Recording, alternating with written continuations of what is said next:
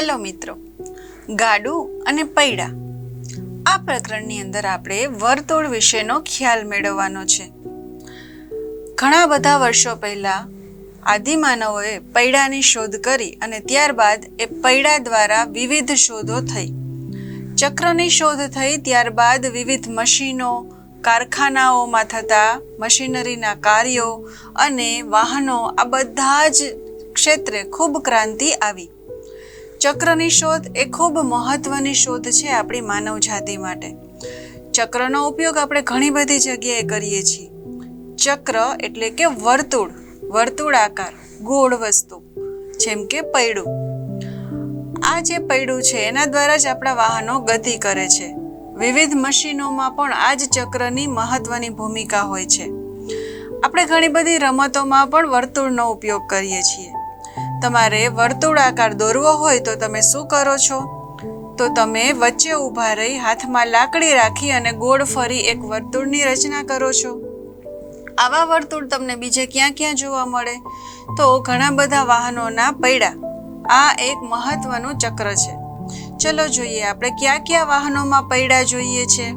તો બળદગાડામાં, બળદગાડાનું પૈડું ખૂબ મોટું હોય છે.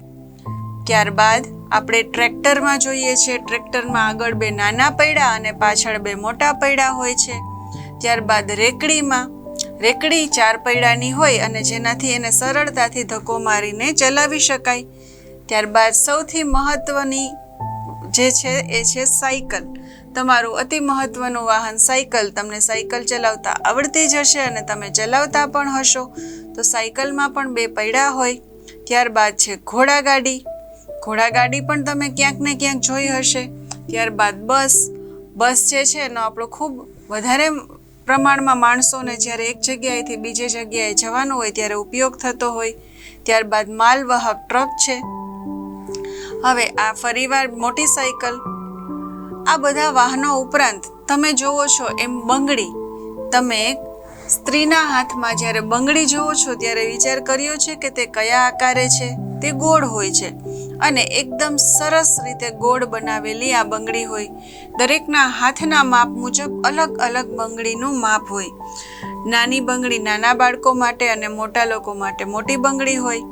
નાની કે મોટી કેમ ખબર પડે? તો આપણે એની ફરતી જે બાજુ છે એને જોઈ અને જોઈ શકીએ છીએ કે વર્તુળ નાનું છે કે મોટું, એટલે કે બંગડી નાની છે કે મોટી.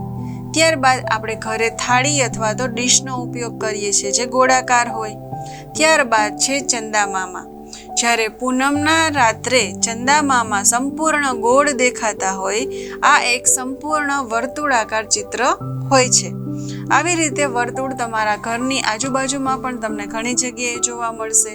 તમારા વર્ગખંડમાં પણ જોવા મળશે. તમે બાગ બગીચામાં જાઓ ત્યાં પણ ક્યાંક ને ક્યાંક જોવા મળશે.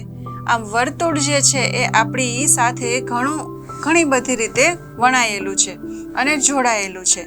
તો ચાલો મિત્રો, હવે આપણે આ પ્રકરણમાં સમજીએ વર્તુળ અને તેના વિવિધ અંગોને.